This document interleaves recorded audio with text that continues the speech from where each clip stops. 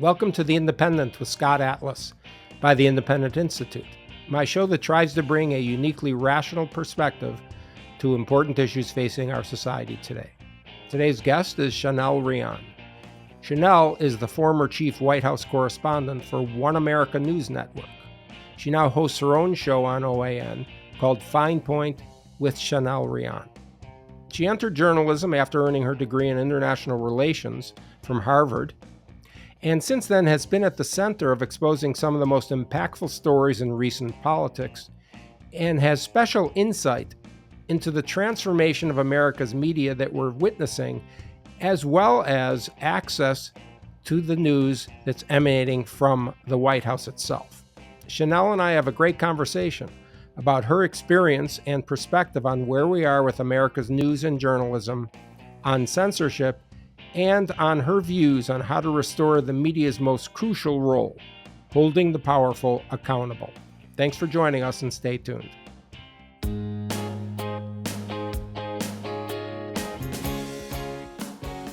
Okay, Chanel, welcome. Thank you for being here. What an honor to join you. Thank you for having me. Really appreciate it. I know you're very busy and you're a pro, so you're going to help this podcast by just your professionalism, I'm sure. And by the way, I just want to say this is a sort of a recently formed podcast that I started, but I am very concerned with, of all the institutions, the media, journalism. And so people that listen to this podcast, they may notice that I've been really talking to a lot of journalists and media because really, in my view, media is the ultimate citizen's check on power. And Yes. without performing that role, at least on a day-to-day basis, we don't have voting every 5 minutes. So the media coverage is so crucial. And I think there is not only importance to it, but there's a huge ethical burden of responsibility to being honest, to inform the citizens. And I'm quite concerned that we've lost that. And so first, you're really here because you are sort of unique in a couple of ways. Number one, you're an important voice in challenging the legacy media dominance of journalism, both with your independent show on OAN, but also simply having worked at an alternative network, really. So I think that's very critical. And secondly, as everyone knows, you were the chief White House correspondent during Trump version 1 for OAN. And this is how we actually met, because when I was in those press briefings, and this is sort of the first topic I want to talk about, and I'm in the room and I look back and I see you standing at the back as opposed to sitting down in the chairs. And so I would like to sort of go back to that because, of course, that's a very important part of some of the transformation of media and news flow now that we're going to see and we are seeing from the White House. So tell the viewers and the listeners why were you standing at the back? Well, it might be important to remember the context. Remember under that that liminal space that we existed in, where we didn't know what this virus was. We didn't know to what extent it could, maim, kill, or destroy us. There were so many questions about COVID-19. And so everyone reacted with a fair bit of trepidation and caution, which included imposing distance measures inside that briefing room. So when you say standing in the back, it's not like what you're seeing in the day-to-day pressers you're seeing now, where there's dozens of people standing. I was standing alone in the back because everyone else had seats. Everyone was separated 3 seats from each other, very sparse. And that was really kind of the accidental opening of a chapter to a fight I didn't pick. And what I mean by that is, for the longest time, the White House press briefing room was controlled by a monopolistic cabal called the White House Correspondents Association.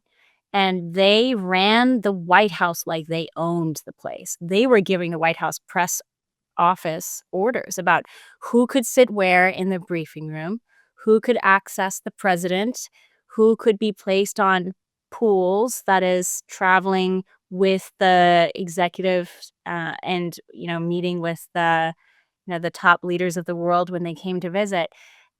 WHCA, one nonprofit organization, decided all of this, and so the reason it was kind of different that I was standing in the back was I was not a member of the WHCA.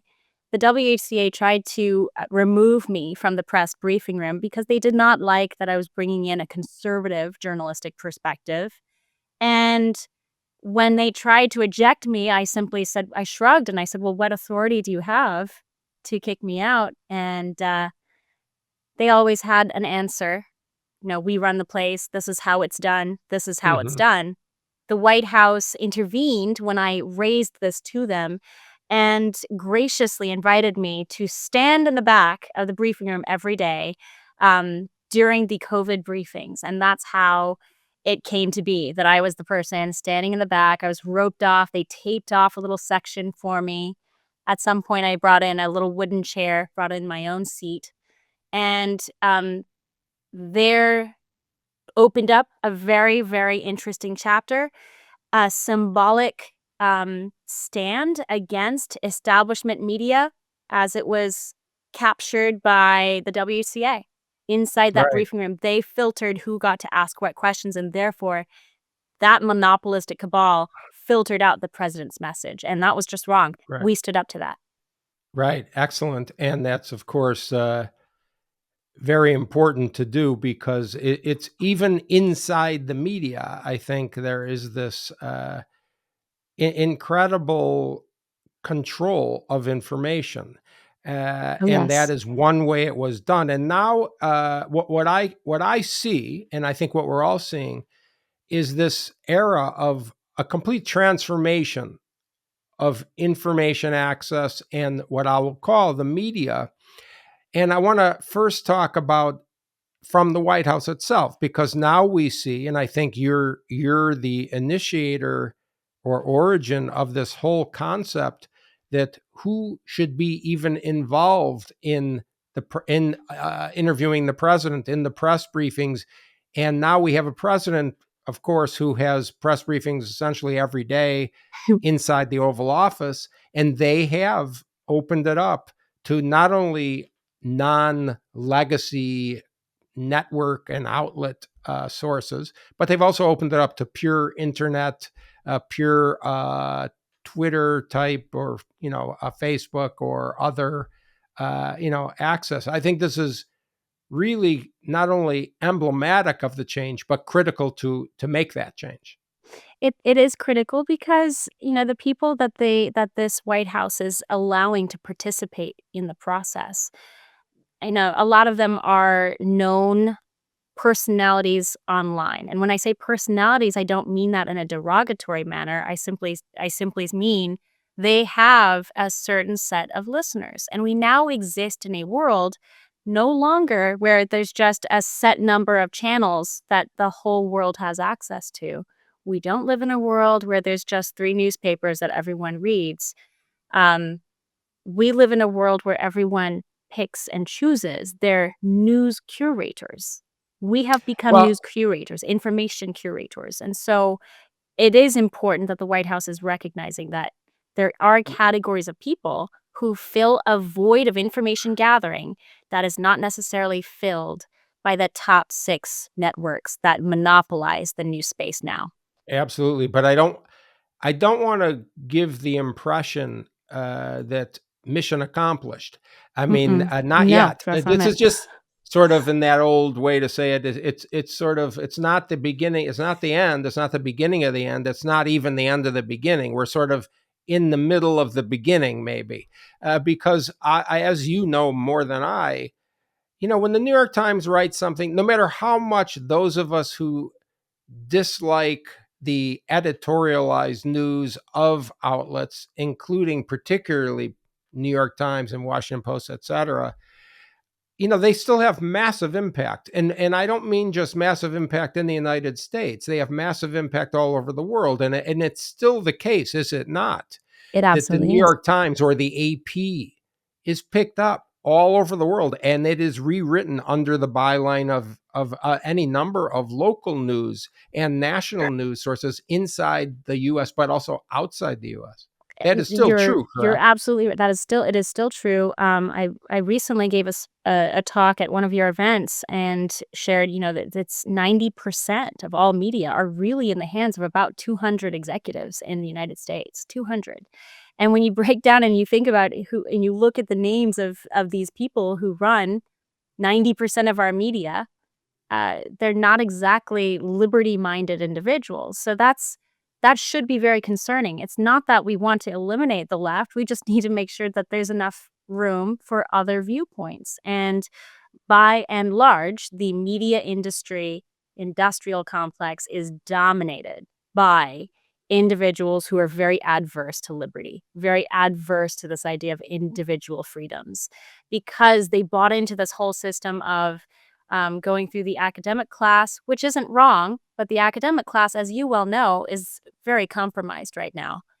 They buy into this whole idea that, the sovereign individual is a bad thing, that communal organization is where the world needs to be. And so that's when they blur the line between information gathering, fact gathering, truth seeking, and they blur it so that they are now advocating, they are now pushing a certain agenda.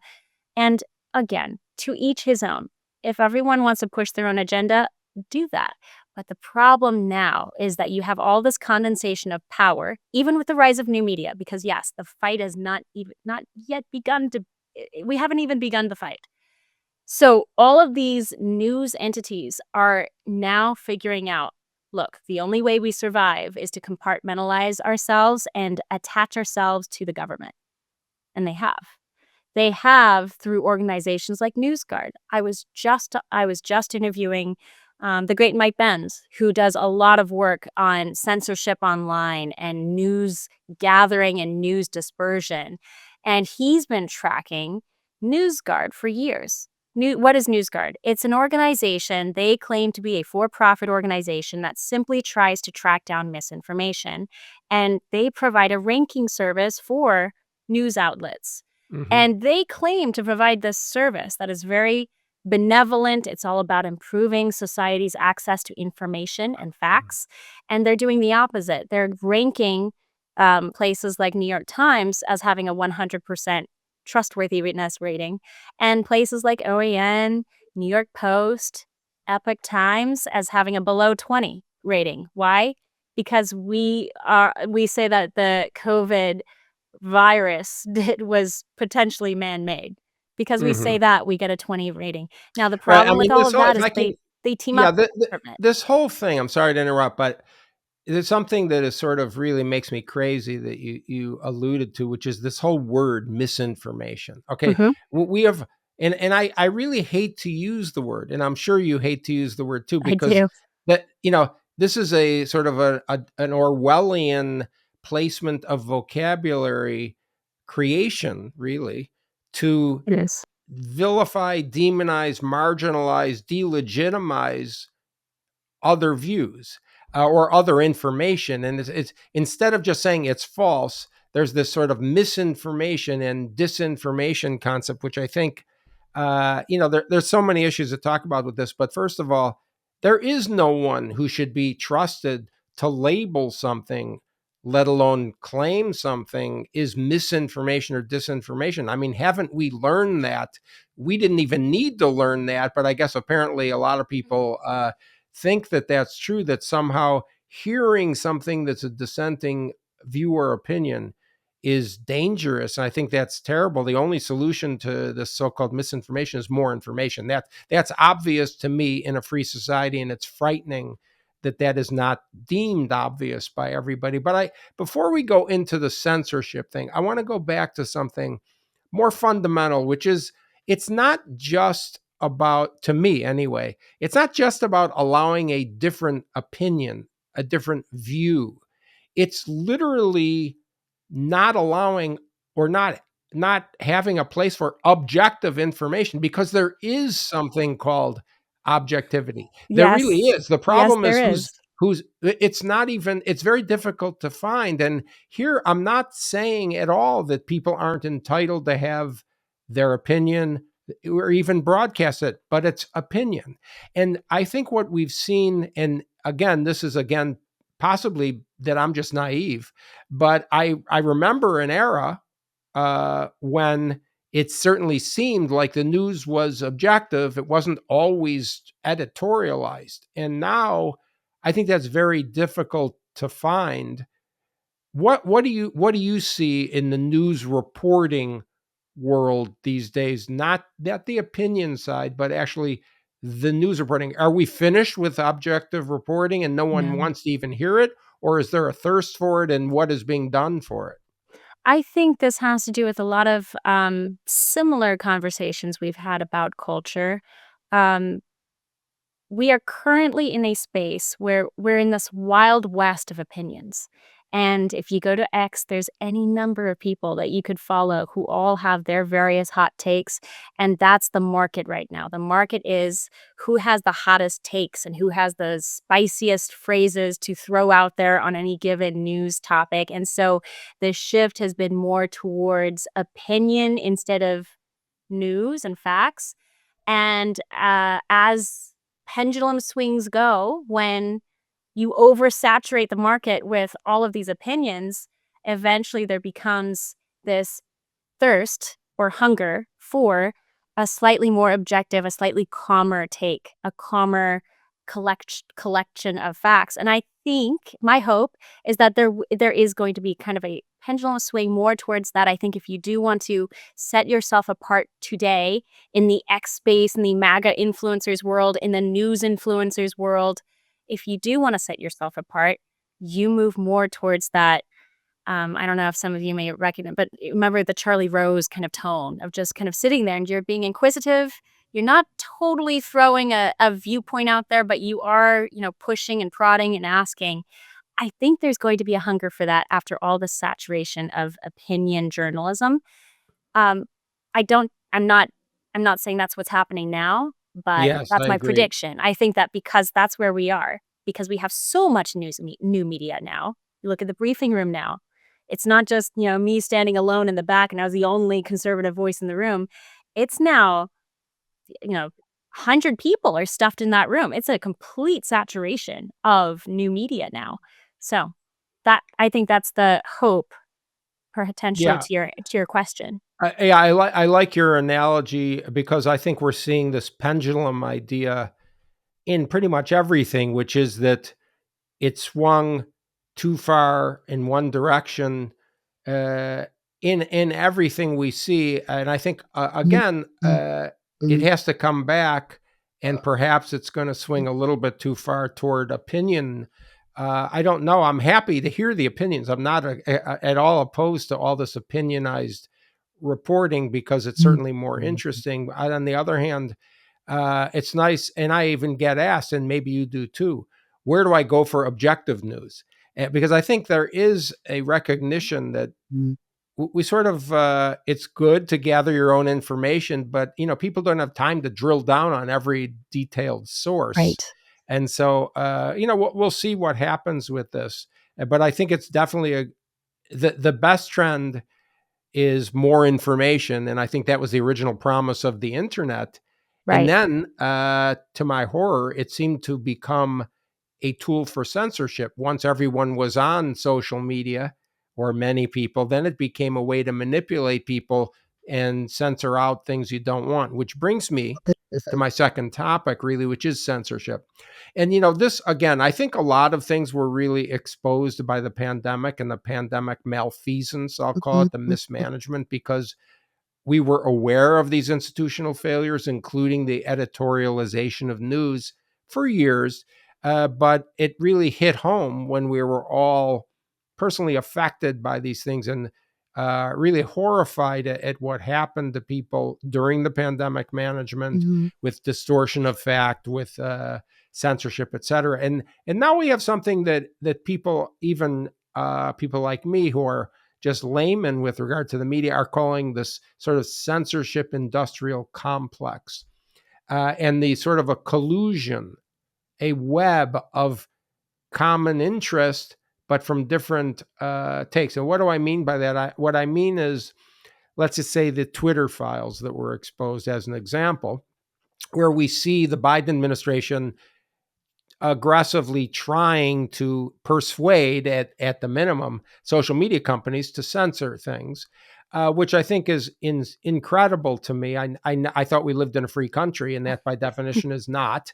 But I No. do want to point out that this has been a sort of distorting what really happened during the pandemic, because what really happened is the social media companies themselves, Twitter, YouTube, Facebook, took it upon themselves to censor people, including myself as advisor to the president during an emergency, but worse, even the president of the United States. And this was shocking to me. Was this shocking to you as somebody who's been in journalism that actually predated the pandemic? It was only shocking that we were able to reveal it and confirm it, because operating on the social media space as a conservative news gatherer, as someone who gathered news and facts through the lens of being an anti-monopolist, anti-big everything, it you only just had a gut sense, hard to explain it, but you just had a gut sense that something was off, that material that normally would be promoted or pushed out was being suppressed. And you would just sound like a crazy person if you went out there and said, "Oh, X is censoring me, Facebook is censoring me." And it was also a cop out for people who really didn't have great content, and they were trying to say, "Well, I really should be more popular than I am."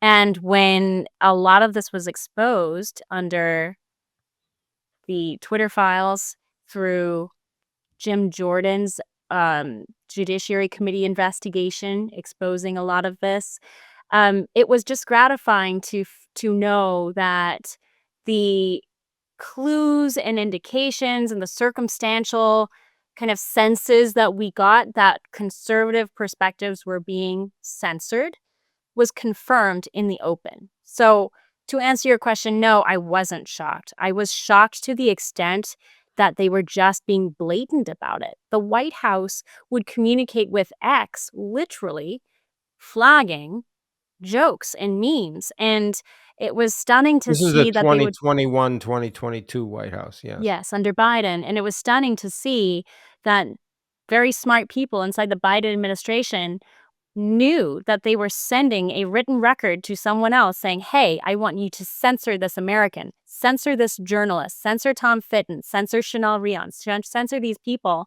and didn't think that somehow all of that would come to light in the future. So what was shocking about it was the, um, I guess the lack of humility, I think, that they had.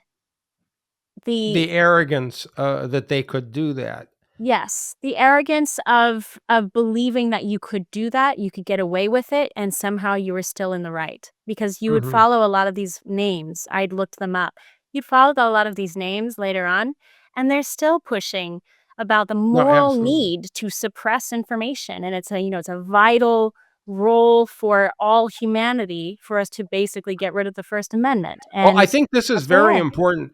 Very important point here that people need to understand. This is not over at all. Far And in from it. fact, last week I was at a panel at a university in the Midwest on the topic of censorship at universities and online and in the media.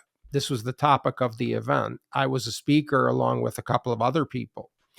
And one of the other panelists was associated with Stanford University's Stanford Internet Observatory Project, which is a computer science based project to monitor and literally censor media and the social media world. And this topic that we went into on that panel was the role of artificial intelligence, and what does is this frightening AI? Is this what's happening. And we're at the very early stages of AI, everyone knows. And, I think it's a very powerful, potentially positive tool in many, many Mhm. ways, of course.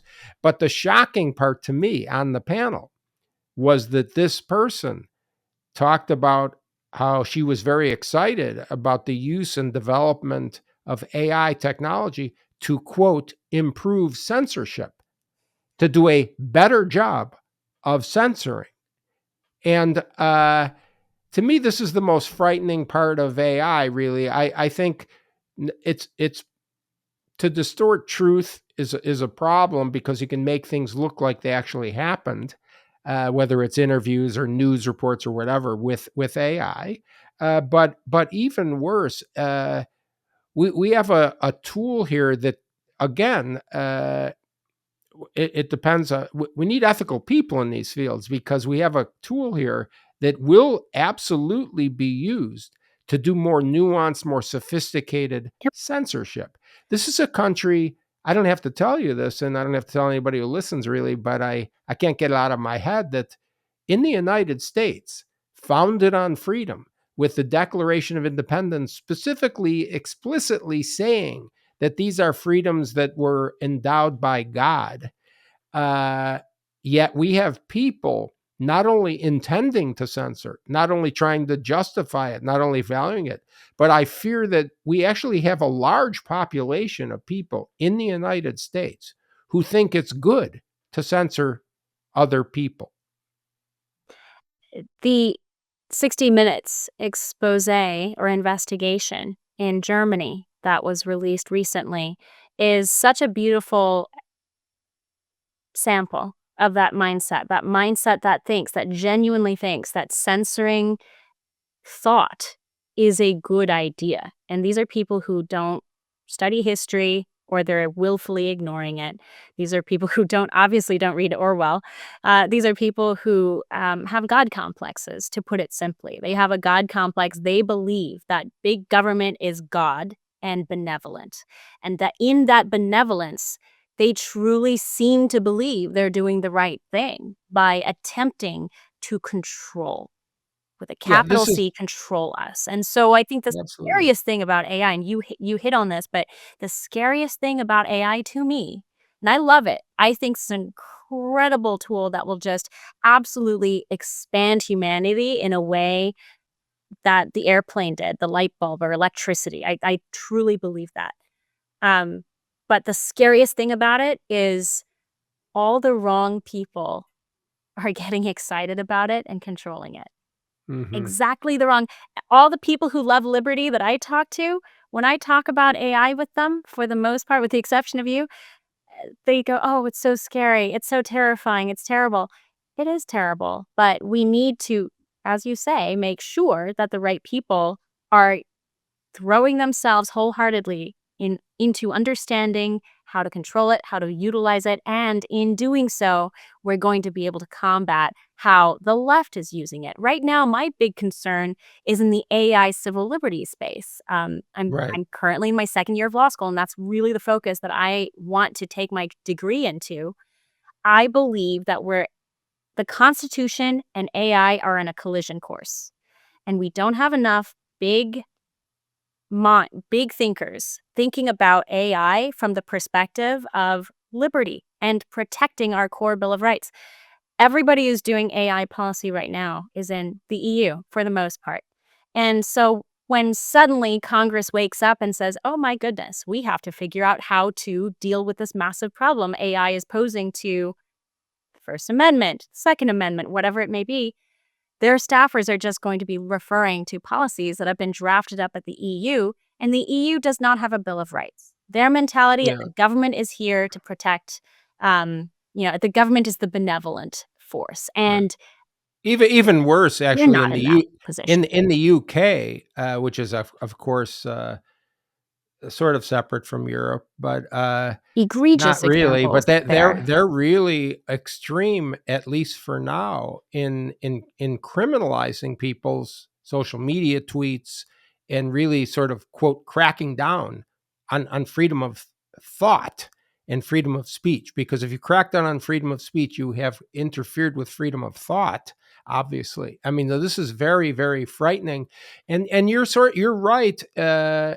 When Silicon Valley, which is sort of, at least from my point of view, and of course I work at Stanford, so I have a perspective that is distorted by being out here. But when Silicon Valley is the dominant player in AI, uh, that's frightening, because most of Silicon Valley uh, believes in censorship, and I don't say that sort of generalization lightly, but it's sort of obvious to me, and it has. I'm not at all a believer in sincerity of tech moguls who come in all of a sudden. Trump's popular, therefore, Right. oh yes, I'm Yeah. pro-Trump. No. No, that's Now it's just a not. portrait of Yeah, survival. It's a very yeah, nasty it's portrait of survival, survival and for them. also just, that they want to be on the winning side. I have a very low view of many of these people. That's a separate topic, but I did see. I have to say that, to reassure people, excuse me, that I was speaking in London at this Jordan Peterson's ARC conference recently, and they had a discussion with Peter Thiel, who is a libertarianish type, in my view, if I could summarize him as that.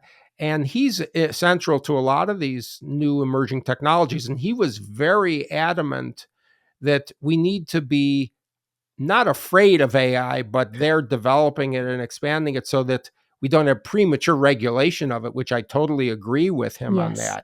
that. But to have He's right people about like that. him, and of course Elon Musk, who, to me, I'm going to say something that maybe people don't agree with, which never bothers me, obviously. But Elon Musk, to me, is the most important person in my lifetime for freedom of speech, because of him buying and opening what is really the town hall of people in the United States and maybe in the world, which is Twitter. And I don't know how you feel about that, but I think, yes, there's momentum on social media because he intervened here.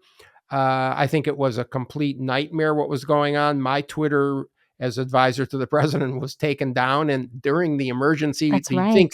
you'd think in a free society people would want to hear what the advisor to the president was advising, but no.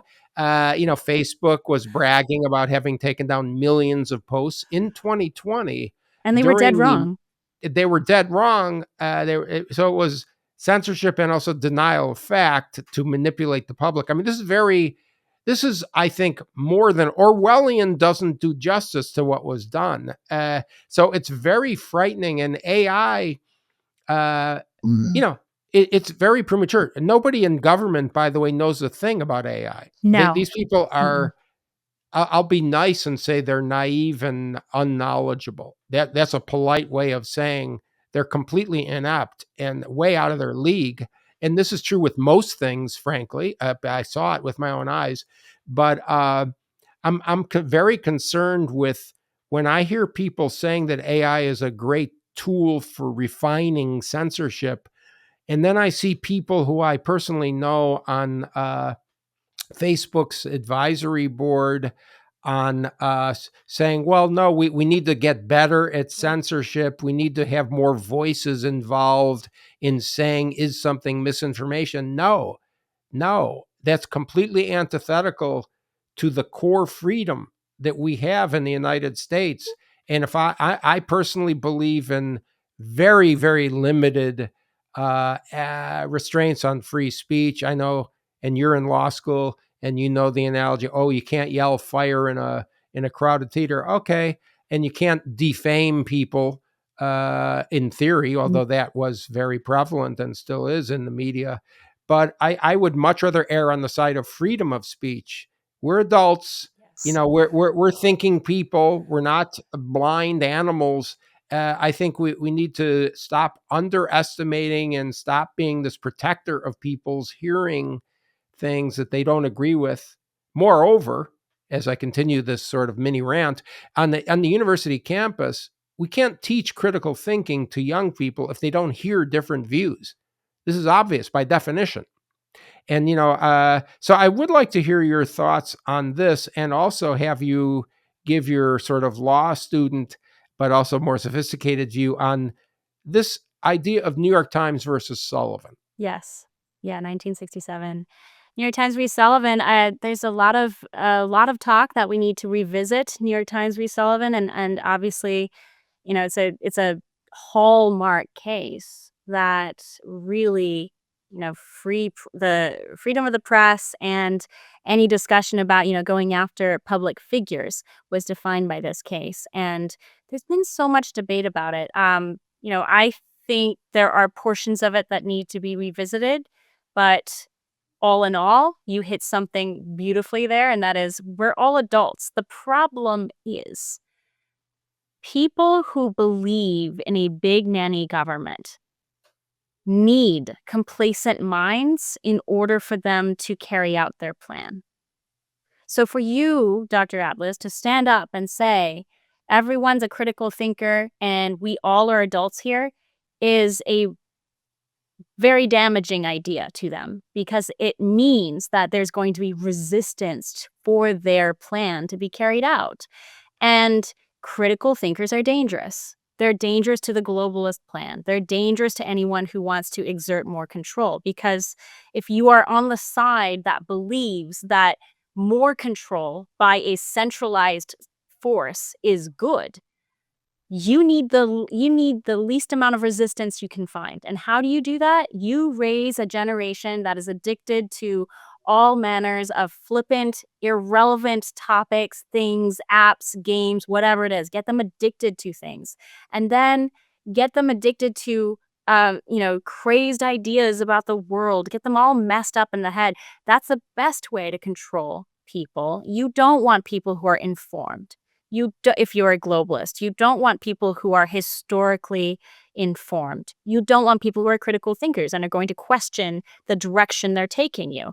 One of the blessings and the curses of being a conservative is that we are so independent, generally, critical thinkers generally, that we're not very good at playing in the team, and that is why we lose so much on the institutional game. Because liberal minded people who are more about centralizing power and control, they are much more amenable to control and movement and getting in a team and working together. And so that is playing in their favor. But any day ever, ask me what side I'd rather be on. I'd rather be on the more fractured, independent-minded, critical thinking side. I would Sure. rather stand in the minority any day than stand in the blob that is the mindless majority. And I fear, and you brought this up earlier, we cannot fall into that complacent game of saying we won and then going off on a reveled party that lasts for the next 4 years. The fight has only just begun, and we have to keep thinking that, or else we are going to lose every single fight that comes our way because we're drunk on this power of having won, quote unquote. We haven't won. All these people, all these forces we've been fighting have just reshuffled. They're That's right. reshuffled, they're relabeling themselves, and they're just hiding. They're waiting for us to go get complacent. I brought up NewsGuard earlier. If you look at the board members who sit on NewsGuard, these are all former CIA people. These are all people who have radically globalist agendas. And I can assure you, if you went through that list and you saw who was on the board of NewsGuard censoring other news outlets, you would agree those people did not overnight transform into these America first, freedom loving, Trump supportive minds. They are still very much of the mindset that a $300 pair of AI glasses that censors your biases is a very good thing. Yeah, it's a very frightening sort of concept, and you don't want to be extremists and say the worst case scenario will happen, but you have to be.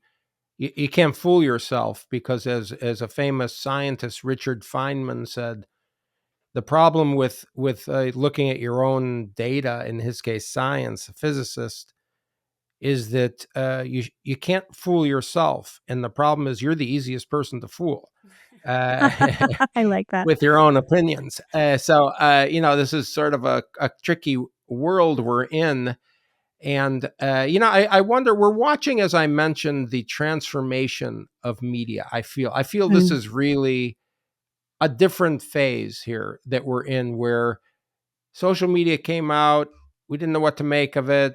Everybody thought XYZ, and then it was sort of transformed differently. But now things are accelerating rapidly with this alternative media, et cetera. The individual person, interacting with anybody in the world, whoever they want, et cetera.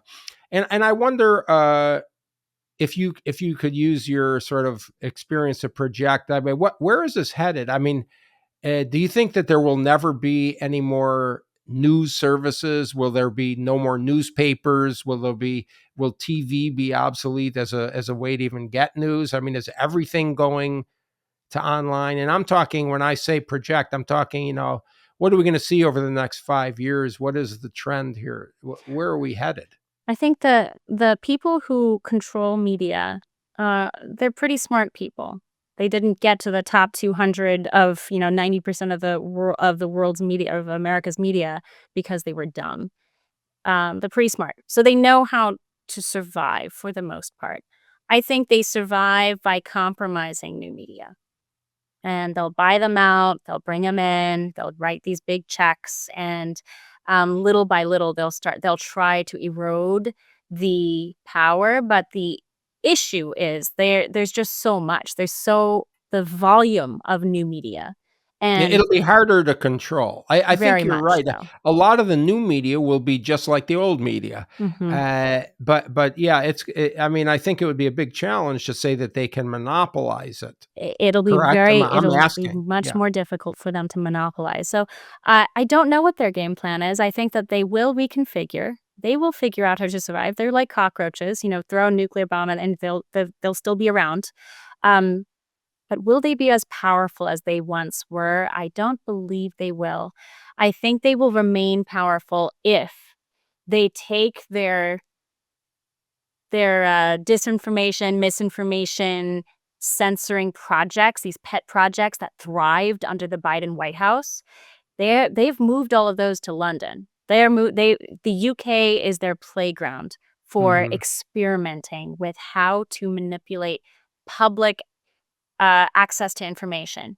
So they're going to, I think, reconfigure themselves in Europe and the UK and just wait this season out, and they'll swoop back in. And I think that's uh, we just have to remain vigilant. We have to protect this kind of decentralizing body of news gathering and this decentralized body of fact gatherers and news generators. We need to protect them by simply ensuring that we don't allow monopolies to continue to dictate who is popular, who gets the platform, who gets access to the public spaces. And so, Including social yes, media monopolies, 100%. And even specifically. even Yes. Elon Musk, I mean, he is a hero in my book, but even he is prone to the traps that come with having too much power. Hmm. So we just have to remain ever vigilant, and the future of new media looks very bright. I'm so encouraged by the fact that there's so much dilution out there. And so, like I said earlier in the segment, I'm looking forward to a new trend where substance will reign. Not flashy this or flashy that, but substance. Right. And I suspect there is a return for that, because look at what happened with the Epstein files recently. Prime example of how kind of influencers all swooped down on the White House. They all walked out triumphantly with a binder of Epstein files, and it turns out it was a big flop because the information they held were things that we've largely known. It was Right. not the There was nothing bombshell. new there. There was Yeah. nothing new there, and people really reacted, to my surprise, very negatively, even to these names that are very popular inside these circles. I mean, the public backlash to the flop that was and the non-substance that was incredible. And I saw that as something that was a hopeful sign. We're moving in a direction where the news audience, the new media news audience, is going to be far more critical and will have a higher standard of wanting to see facts and evidence, like hard evidence. We don't want to see more of this, you know, forecasting exciting headlines or this is going to be big, this is going to be big clickbait. I think there's going to be exhaustion over that. And you saw Yeah. that with the release of the Epstein files recently. There's exhaustion, and people are now just looking for receipts, documentation, facts. And I think that's a very good direction for new Yeah, media. I hope you're right, and that isn't just a one-off. I still, when you go on Twitter, as an example, I personally think most of the social media posts are almost irrational, not worth reading, insane. It's a way to have people sort of shout out at everybody, including people that they would never normally be able to interact with.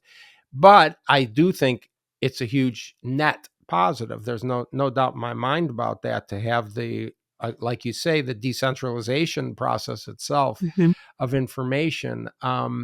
So, the question really is, how do we sort of restore trust in the information purveyors? We can't. I feel like it's sort of an example of the pendulum idea, where if you get, let's just say, it's completely decentralized and everybody is a journalist all of a sudden, at some point people they don't have time for that, and it's just like everything else. I mean, we can't swing the pendulum to, all experts, since experts failed, therefore all expertise is irrelevant and Right. no, nothing exists. And I think the Right. same thing goes with journalism. It's not just health science or anything else, or policy. And so I'm wondering how to restore trust. One thing that I am personally committed to is getting smart young people who have an ethical compass to go into journalism. Okay. I mean, Mhm. it's not traditionally been, it's not as highly lucrative, although I think everything's changing now. But I mean, when I was a little kid, I mean, from my socioeconomic background, anybody who was smart, you should be a doctor. And if you can't do that, well, then you have to be a lawyer. This is what I was literally told. Sort of joke, but it's true that that's what I was told. But, we need great people to see the importance of journalism. And I think we are getting there's some great young journalists out there who are really investigative journalists, reporters in the traditional sense. We need to get that going, but we need more. I'd like to hear your thoughts on how do we restore trust, including this sort of industry of so-called fact checkers that are just completely harmful to the public good. I think recently there was a CNN fact check on the president's joint address to Congress, and people were making fun of it, rightfully so, because CNN fact checked something that Trump had said. And then when people pointed out that they were wrong, CNN had to fact check their fact check. Right. So episodes like that, someone was mocking it. That's a very good thing. And his mockery of it got millions of views. That's a good sign. That's how you take them down. You take them down, you mock them, you show their hypocrisy. And oftentimes humor is a phenomenal way to do it, but investigative journalism is a wonderful way to do it. I think for cultivating our younger people and talented, ethical minds to go into media, I think we're going to have to put a pause on pulling people from the journalism schools, because the journalism schools have, for the most part, become indoctrination camps, and it's just too far gone. We need to completely revamp whatever it is they call journalism school, and really pull Is there more people. of a political bent to the journalism schools than the general university There campus? I'm absolutely asking this. is. I don't I know. I think there absolutely is. While most academia is infiltrated by largely leftward leaning individuals, like 95% of people who are involved in academia tend to lean left, um, with journalism, it's especially the case because it generally attracts people who are not really monetarily motivated. So these are not capitalists. And then, second of all, so you've already got a bad filter there. Not saying that you have to be drawn to money, but No, I one of agree. the filters is like if you're someone who believes merit and good work should be rewarded, you tend to like money. And if you find people who don't like any of that, you're going to be pulling from automatically a pretty self-selected group. So that's number one.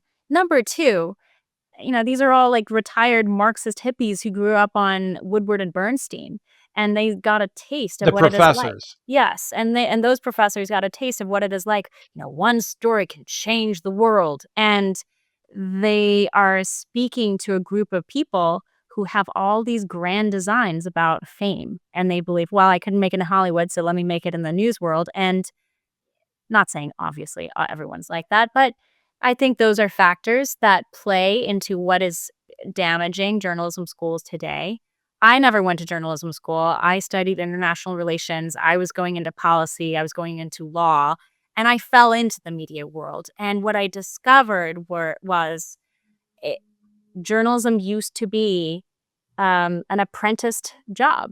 It used to be something that if you knew how to write, if you could write competently and you could tell a story well and you could talk to people and pull information, then you were a journalist. We don't have that.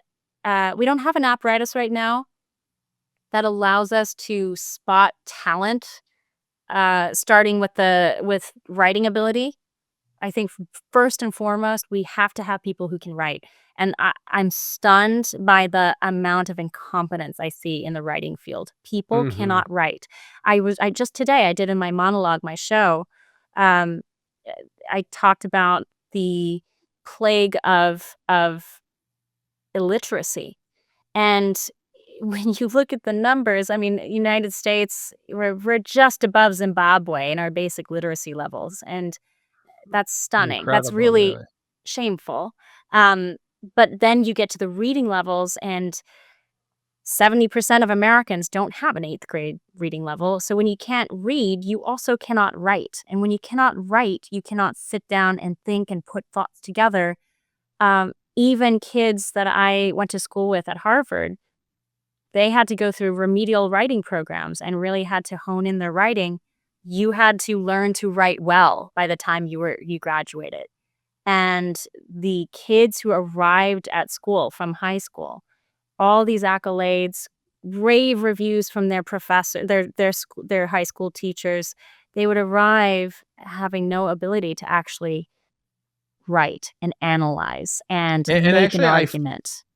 yeah, I sort of fear that the dominance that we see happening in social media, there is a downside here.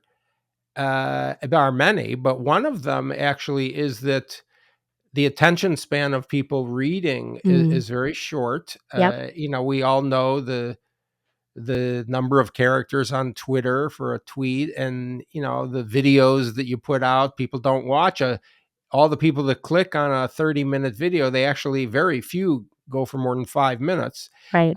and I think that's a serious issue that I don't know how to address. But the other issue that we talked about offline was the sort of decline of book reading, and this Yeah. idea that books, uh, you sound like some kind of old man from a different era, but I was a little kid. I used to go to the bookmobile in my neighborhood. They used to come around, and I would take out 10 books, 12 books at a time. And people, books are becoming a lost art. I mean, are we Yeah. all going to be just looking at some kind of synopsis online? And then, I just wonder about that. And I think I agree with you. You cannot write, and I feel, unless you read a lot. That's how you learn how to write. And I wonder where we're headed with that. I don't think the future looks very bright on that part.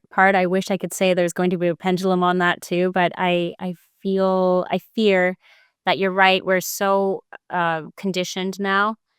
Even those of us who didn't grow up with smartphones, we're so conditioned now for short snippets that inevitably, I think that's the direction we are headed in terms of content. That doesn't mean that people who do take the time to actually engage long form aren't going to stand out. They're going to stand out Hmm. more, It's a perhaps. good point. Yeah. Um, but are they going to receive the love of the masses? I don't think so. But then again, maybe surround yourself with people who don't need the masses. And, um, the quality may speak for itself, and I hope that it does. I'm constrained to set parameters in my daily show. I have 1 hour to interview 4 or 5 people, and you only get about 10 minutes per person. And there are some amazing people who have amazing things to say, and you're having to cut them because you got to go to break. And Right. the TV medium, I think, is also even the TV medium is going out of favor. It's demode, if you will, because Yes. now it's TikTok, it's 15-second videos, it's 30-second videos. What does that do to our mind? I mean, I think that will be a generation of children who will grow up on manufactured images, on the expectation of super efficiency when it comes to information. I think that will lead to a much colder humanity. I think the warmth will go away. I think it will feel like, I think, a futuristic movie where all the tones and hues are blues and purples and cool tones, and everyone's wearing white and gray. I feel like that is the aesthetic that we are moving to inevitably. And the only counter to it is to be so radically opposed to it and so radically different from it that you do stand out and you do have a following of sorts who appreciates the work you do. Hopefully that hopefully there will be a space for people who do wish to slow down, who do wish to, cultivate Who that really pace. wish to think in a way that sort of requires a little bit of time and a little bit of knowledge. And we can't become a media dependent society without wanting and valuing the knowledge that you get from the media. Yes. I'm sort of concerned about that, but everything is in a rapid state of flux, and we need good people and critical thinkers like you, and I hope you stay in media somehow, even though it sounds like you're going to be fighting the fight on the law. But maybe you could do multiple things at once. I'm sure you can. So I seem to be doing multiple things at once at this point, so yes, why stop now? that's right. Well, it was great to have you take the time to join us in this discussion, and I'm going to check back with you soon and see if things have advanced for the better or for the worse. But thanks a lot It's for doing such an this. honor. Thank you, Dr. Atlas. Okay, see you next time. Thanks for listening to The Independent with Scott Atlas. If you want to find out more about today's guest, Chanel Rion, watch her hard-hitting commentary on One America News, OAN, and her show Fine Point with Chanel Rion. Follow her on Rumble and on her Twitter account at Chanel Rion. And don't forget, subscribe to this show on YouTube, as well as Spotify, Apple, and anywhere else you're listening to podcasts right now. And I'll see you next time.